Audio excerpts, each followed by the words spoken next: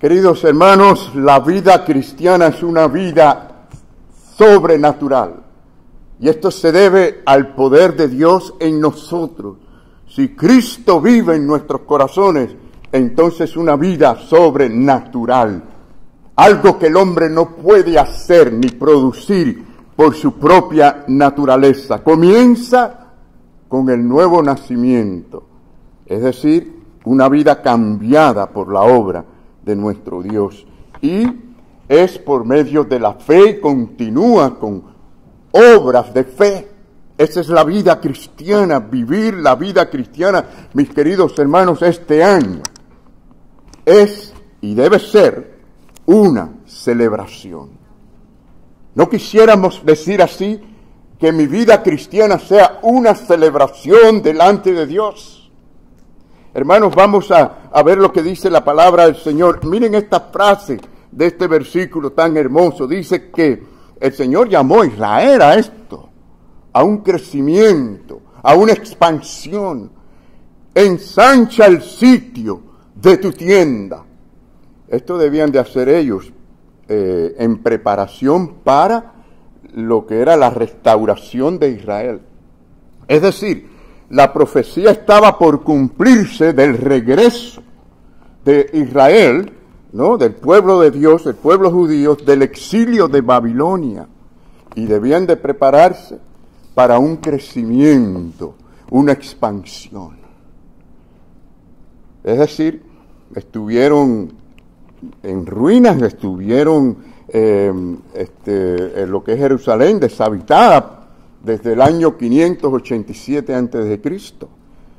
Pero el pueblo de Dios debía comenzar una nueva etapa. Y aquí estamos nosotros comenzando un nuevo año. Y por eso se aplica esto a la iglesia, se aplica a los creyentes, este maravilloso texto que hemos acabado de leer. Al comenzar el año, mis queridos hermanos, esto significa que debemos pensar y tener convicción de que Dios nos llama, Dios te llama a ti, me llama a mí, a un crecimiento espiritual y a tener las metas que Dios quiere que tengamos. Miren, una visión de fe. ¿Qué es para usted una visión de fe?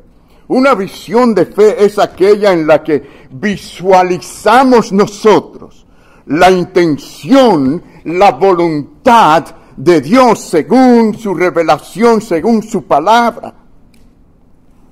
Y luego actuar en armonía según esa visión. Queremos visión de Dios para el 2023. ¿Cuánto levantamos las manos y decimos, sí, yo Señor, yo quiero tu visión, yo quiero seguir la tuya? Ahora, si nosotros queremos experimentar, mis queridos hermanos, fíjense, si queremos experimentar esta bendición, tenemos que mantenernos en oración y en la mañana de hoy orar al Señor para que Él nos dé su visión, para que nuestros corazones hoy reciban la visión de Dios y el Señor amplíe nuestra visión y nuestra fe y expanda nuestras metas. Pero sí quiero hablarles de 4 cosas que debemos de hacer para que podamos tener una celebración de una vida sobrenatural en este tiempo en que vivimos. Primero, hermanos, tenemos que aprender a pensar sobrenaturalmente. Fíjense por dónde vamos a comenzar, por la mente, por el pensamiento. La palabra del Señor nos habla y nos dice, como son más altos los pensamientos, los cielos que la tierra, así son mis caminos más altos que vuestros caminos, y mis pensamientos más que vuestros pensamientos. O sea, los pensamientos, los caminos de Dios están a una altura.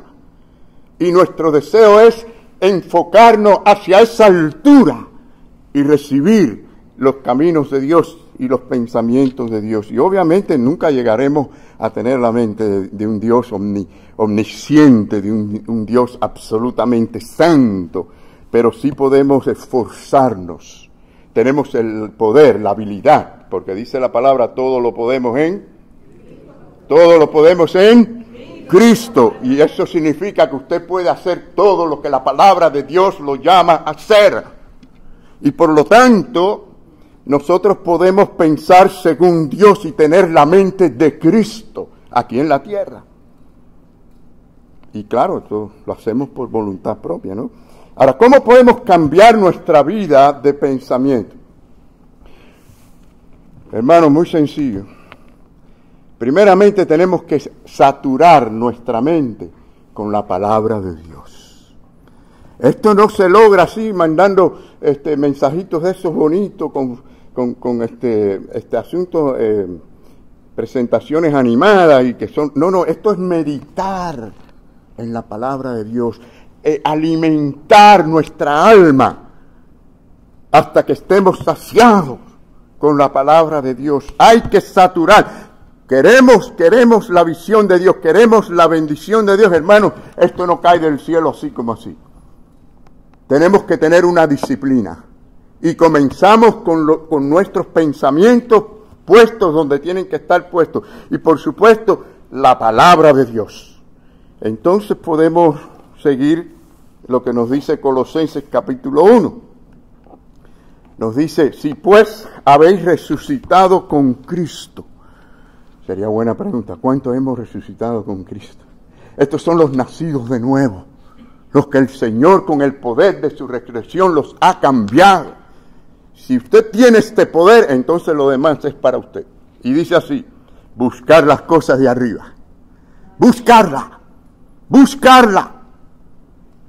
Dice el Señor, ¿dónde está Cristo sentado a la diestra de Dios? Qué buena resolución, ¿verdad? Buscar las cosas de Dios, las cosas de arriba. Poner la mira en las cosas de arriba, no en las de la tierra. Y claro, la palabra de Dios nos ayuda a esto. Ella es lámpara, ella es lumbrera, para que nosotros podamos poner nuestra mente donde debe de estar. Entonces, hermanos, fíjense, tenemos que poner nuestra mente en las cosas de arriba. Pensar en cosas dignas, que glorifiquen, que honren a nuestro Señor. Pensamientos de fe. Y cuando digo pensamientos de fe, no estoy hablando de eso, de esa doctrina diabólica de declaración de fe. Yo declaro, yo decreto. No, el que declara y decreta es Dios. Y nuestra fe se basa en lo que Él ha declarado, ha decretado, en sus promesas. Por lo tanto, ponemos nuestros pensamientos de fe en la palabra del Señor. Pensamientos de alabanza. Qué bonito estar así, durante el día, tener pensamientos de alabanza, de adoración, pensamientos de acción de gracia. Hermanos, poniendo la mente hacia las cosas de arriba. Piense, por ejemplo, en los atributos de Dios. Podemos pensar en su bondad, podemos pensar en su grandeza, su generosidad, su misericordia, su gloria, su santidad. Pensemos sobrenaturalmente. Piensa también, querido hermano y amigo, en quién eres espiritualmente. Sí, somos siervos del Señor, servimos al Señor, pero somos más que eso. Usted y yo en Cristo somos hijos e hijas de nuestro Dios. ¿Qué les parece? Del Rey de Reyes, del Señor de los cielos. Él es nuestro Padre celestial. Ya no estás perdido, has sido hallado. Ya tú no estás como un extranjero, ¿no? Hay muchos extranjeros por todas partes en el mundo. Aquí, en Cristo, no somos extranjeros, somos ciudadanos del reino de los cielos. ¿Cuántos dicen amén? Piensa también en tu herencia espiritual. Esto nos fortalece, aún en tiempos difíciles. Recordar nuestra gloriosa esperanza, esa herencia gloriosa que nos espera en los cielos. Sí, mi querido amigo y hermano, pensemos como hijos y como hijas del Rey de Reyes. Y saben que cuando pensamos de esta manera, entonces nos preparamos para recibir la visión de Dios, para ampliar esa visión, para conocer a Dios aún más de cerca. Y esto nos cambia a nosotros. En segundo lugar, en esta mañana, mi querido hermano, tenemos que aprender también a planificar Ya ponemos la mente en las cosas arriba, pero tenemos que planificar sobrenaturalmente. Sé que muchos de nosotros no somos muy dados a la planificación. Yo entiendo.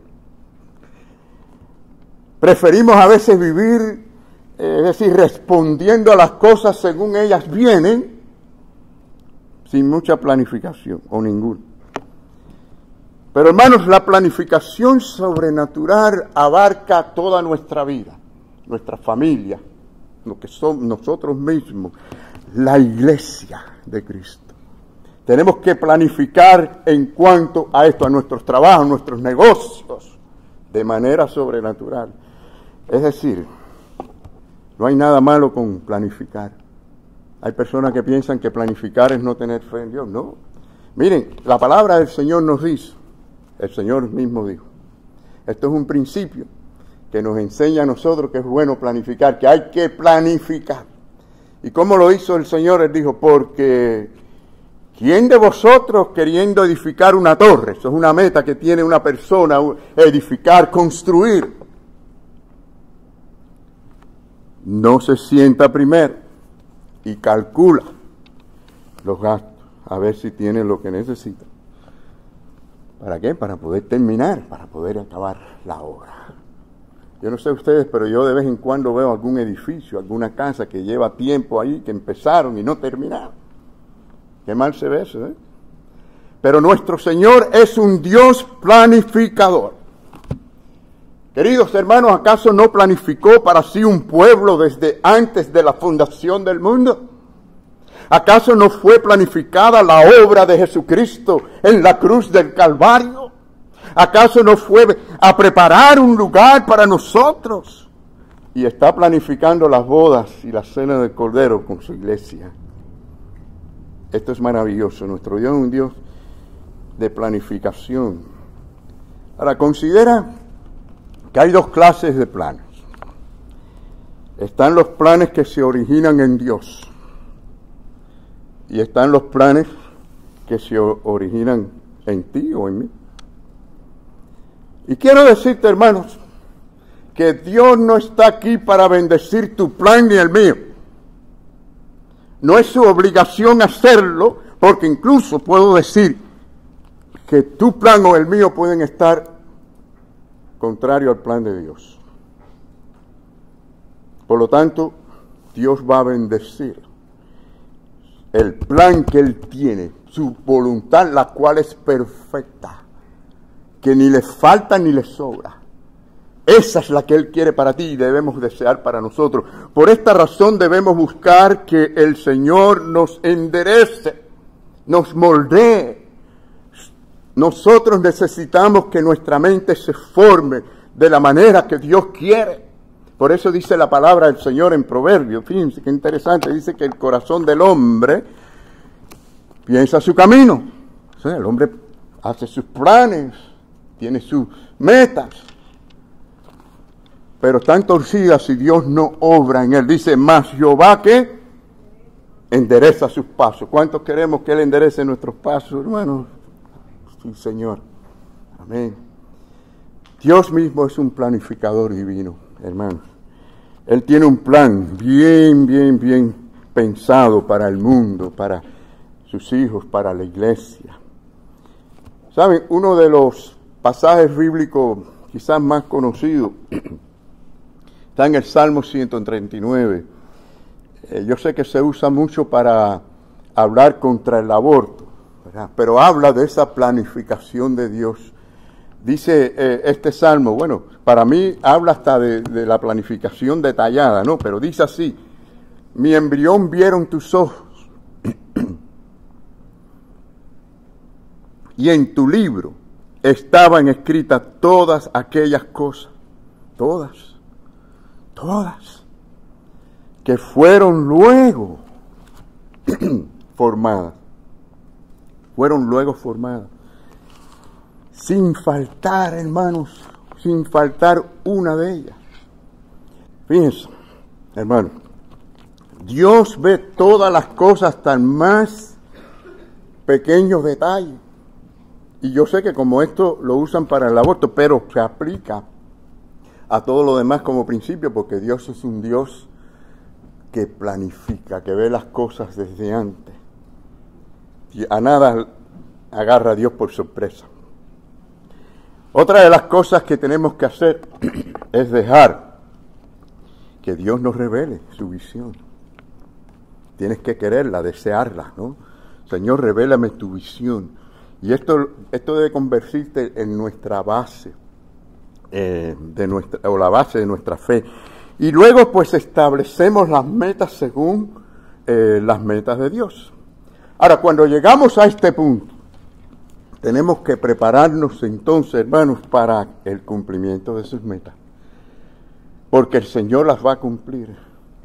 Si de verdad nos ponemos así en las manos del Señor de esta manera, con este enfoque, el Señor va a cumplir. ¿Y saben qué? Tanto su fe como la mía van a ser probadas. Y posiblemente, más que nunca, en estos tiempos.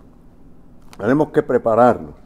Pero ¿saben qué? El Señor es fiel cuando confiamos en Él plenamente, cuando nosotros le obedecemos. Él confirmará su dirección para nosotros, su voluntad para con nosotros, y nos va a asegurar a través de la oración. Hablamos de la palabra, pero la oración y la palabra van juntas, es la vida del cristiano. A través de ella Él va a confirmar su voluntad para nosotros. Hoy muchos cristianos ni tienen tiempo para leer la Biblia, ni tienen tiempo para orar, y están todos estresados con todas las cosas, con todos los medios sociales, con todas las actividades, y nos olvidamos de nuestro enfoque. ¿Para qué estamos? Miren lo que dice la palabra del Señor en Primera de Juan. Vamos al Evangelio de Primera de Juan. Bueno, es una epístola, ¿no?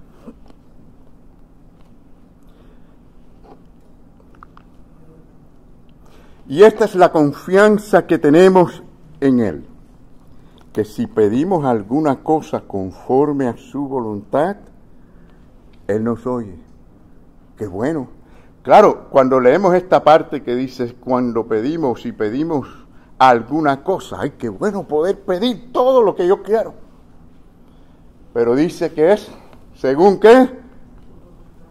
Su voluntad, porque la voluntad de Él no falla, es perfecta. A veces pensamos que nuestra voluntad tiene algo que puede ser mejor que lo que Dios está haciendo. No, hermano. Fíjense, ya comenzamos a pensar y a planificar las cosas de manera sobrenatural, ¿verdad? Mirando hacia las cosas de arriba.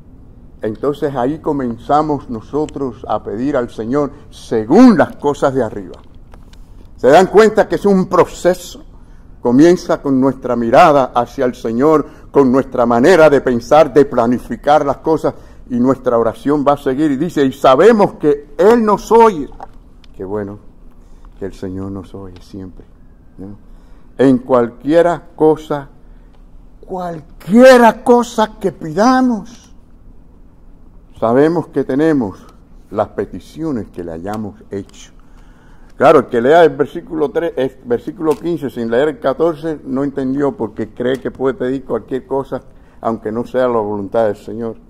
Pero el Señor está diciendo, ten mi visión, busca mi voluntad y verás cómo yo voy a responder con gran poder y gloria para nuestras vidas y para la iglesia.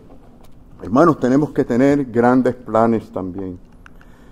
Si vamos a planificar, tenemos que pensar que si Dios es grande, los planes de Dios son grandes. Y podemos pensar en grande, ¿no? Las metas de Dios son grandes para nosotros. Y yo puedo decir que dos cosas en que consisten. Una, en que el Señor quiere ampliar nuestra influencia. Cuando nosotros estamos bajo la visión de Dios, tenemos influencia de Dios al mundo. Ahora piense bien si nosotros queremos tener o no influencia en esta comunidad y ganar a las almas para Cristo. Si no tenemos la visión de Dios, si no tenemos la mente en las cosas de arriba, si no estamos planificando según la voluntad de Dios, eso no va a ocurrir, hermano. Y por supuesto será un impacto duradero. Podemos hacer una campaña de evangelismo, podemos hacer una actividad, y eso terminó ahí. Pero cuando tenemos la visión de Dios de esta manera, esto perdura. Hermanos, la meta de Dios no será igual para todo el mundo, pero Dios tiene metas para cada uno. ¿Cuánto lo creemos? Miren, la meta de Dios para Adán y Eva, quizás entre otras cositas, que fructificaran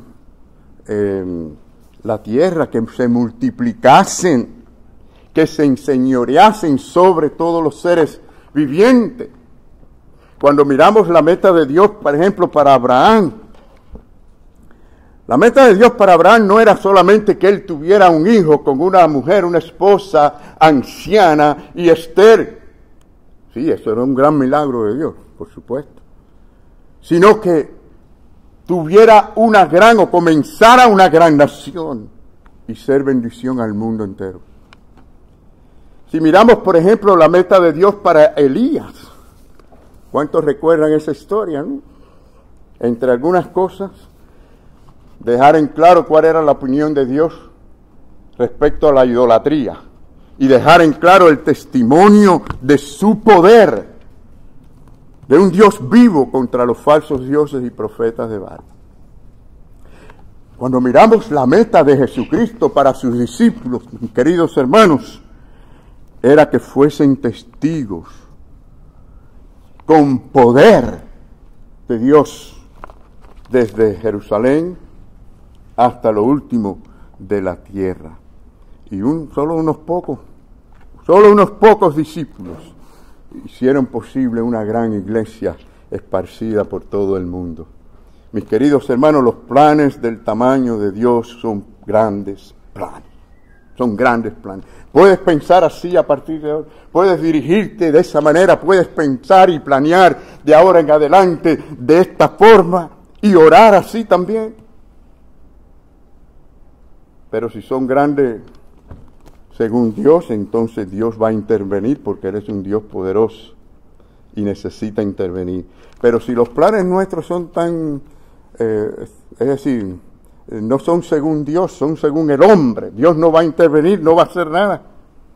Miren, Don John Gon Kim, espero pronunciarlo bien, es un nombre coreano.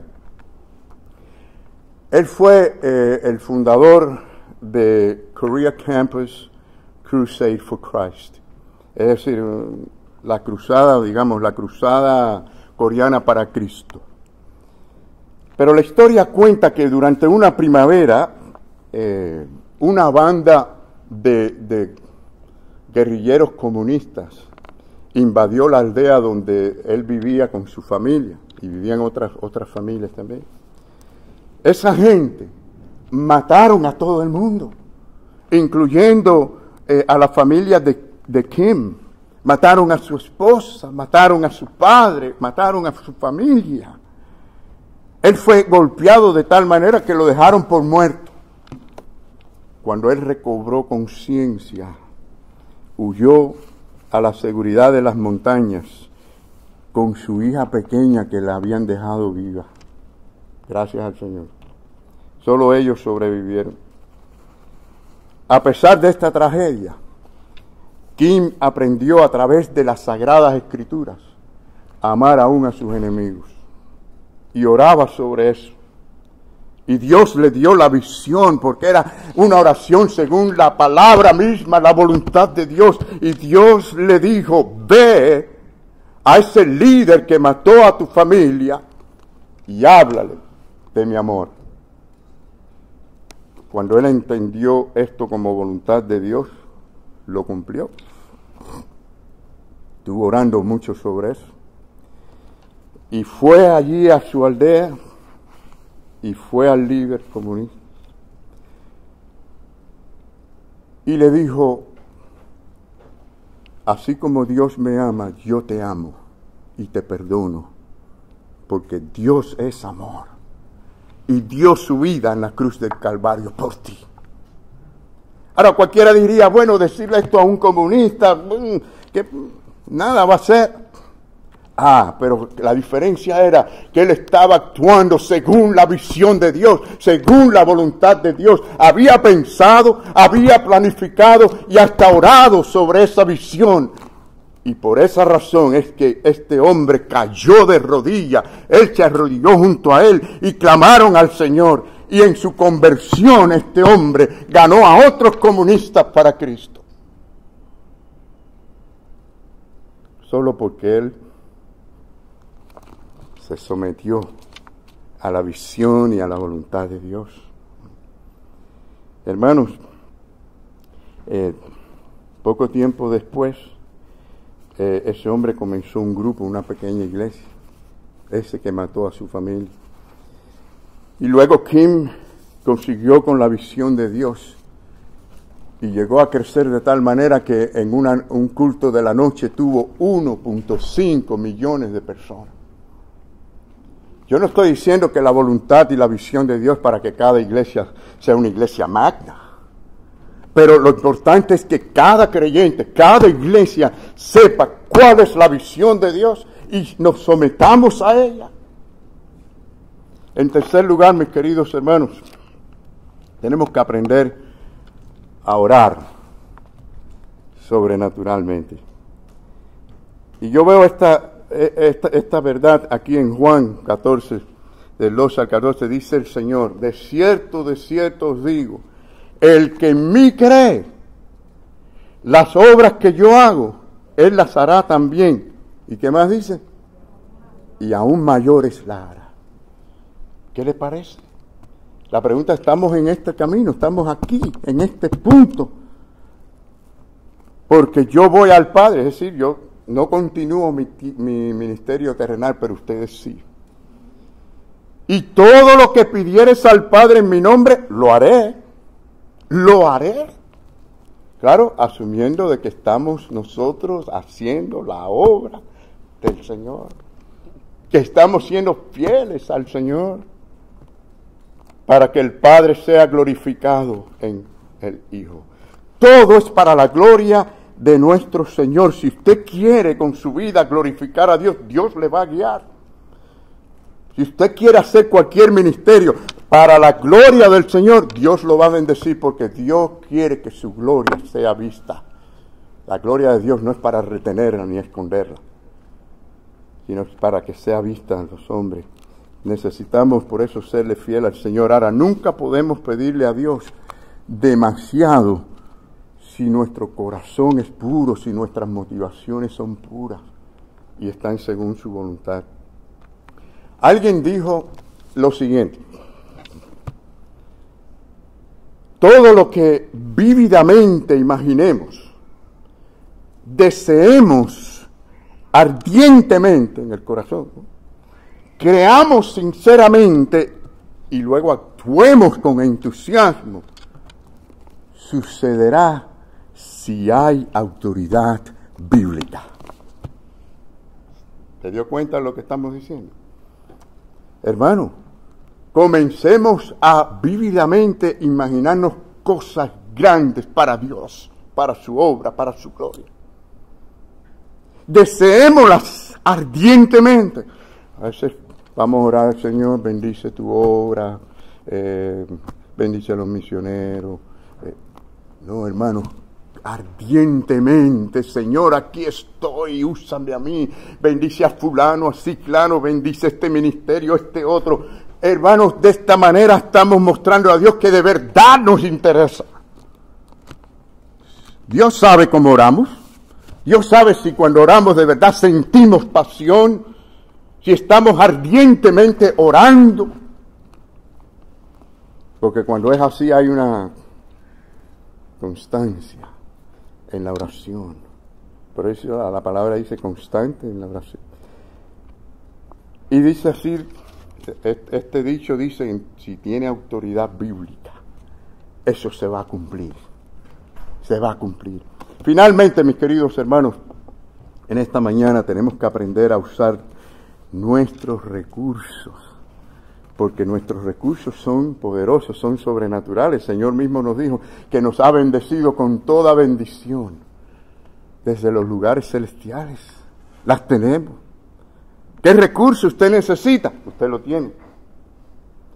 Dice que el fruto del Espíritu tiene todo esto que usted necesita. Amor, usted necesita amor, ahí lo tienen. Amor, gozo, paz, paciencia.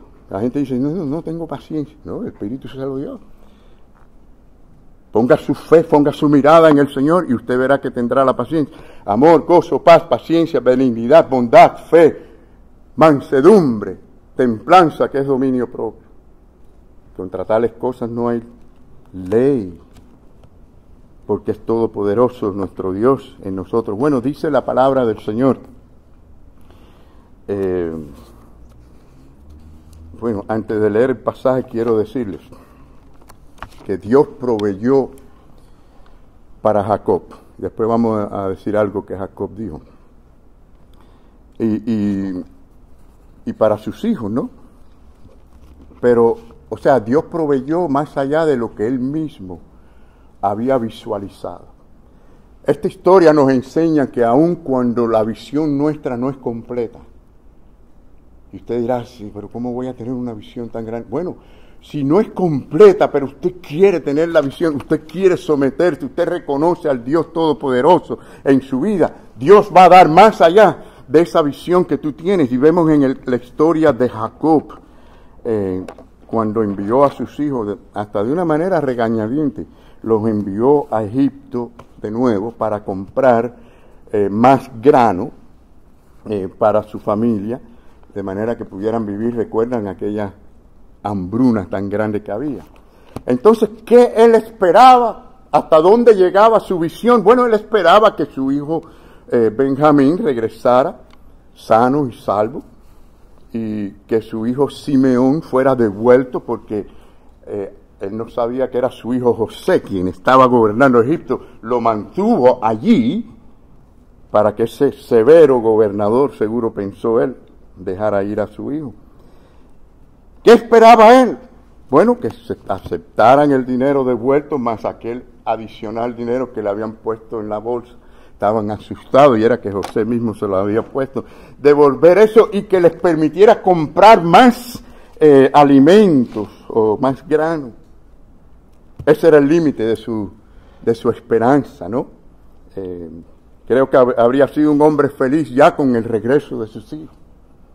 Pero aquí donde está hasta dónde llega la visión de él, pero está enfocada en el lugar correcto. Y por eso Dios lo bendice aún más allá de lo que él había pensado.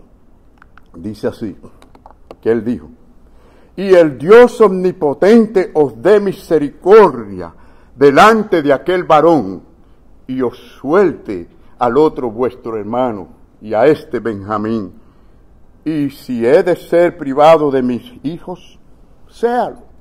Fíjense, primero que nada, reconoce al Dios omnipotente y a un Dios misericordioso, y lo exalta, ¿no? Y lo reconoce, y se somete a la voluntad de Dios. Es decir, si el Señor no me los devuelve, Él sabe lo que está haciendo. Y se sometió por fe a Dios. Él no sabía lo que le venía.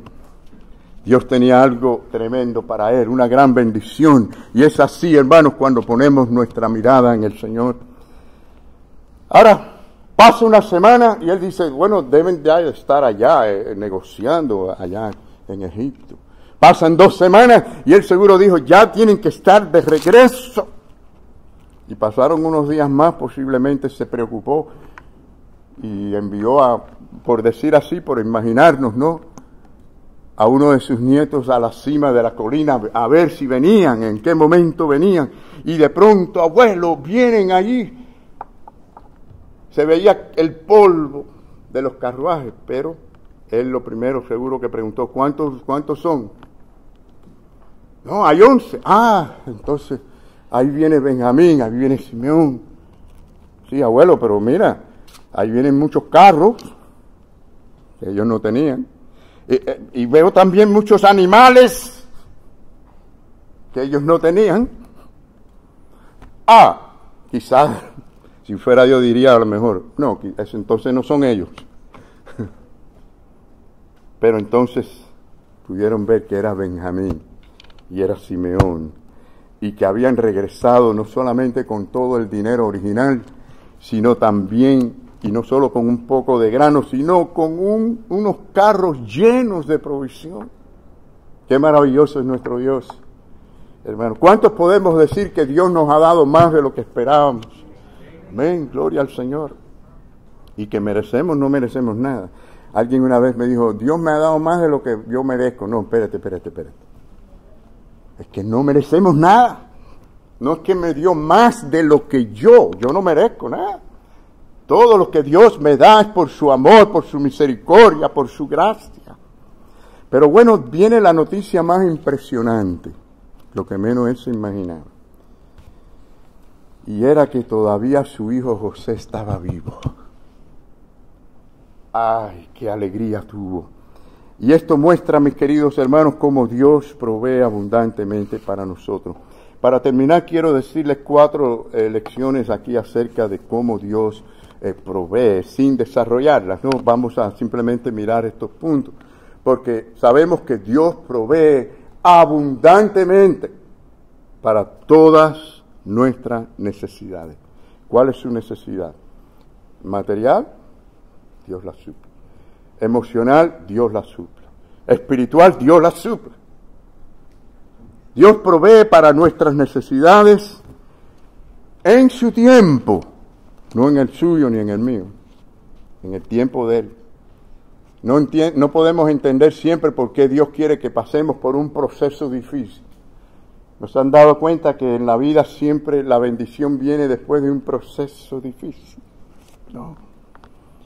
Lo más grande que ha ocurrido en toda la historia, en el universo, ocurrió por un proceso difícil de la cruz del Calvario. Y nosotros crecemos en la fe y nos fortalecemos en la fe y somos más bendecidos cuando pasamos por las pruebas de esta vida confiando en el Señor. Dios provee, mis queridos hermanos, mucho más allá de la manera que esperamos. Dios provee para nosotros a través de su gracia, no es a través de nuestros méritos, sino su gracia. Recordemos, hermanos, cuando no vemos estas cosas venir a nuestro favor, que las cosas nos van mal. Algunos dicen, he tenido un mes muy mal. Algunos van a decir, yo tuve un año 22 terrible.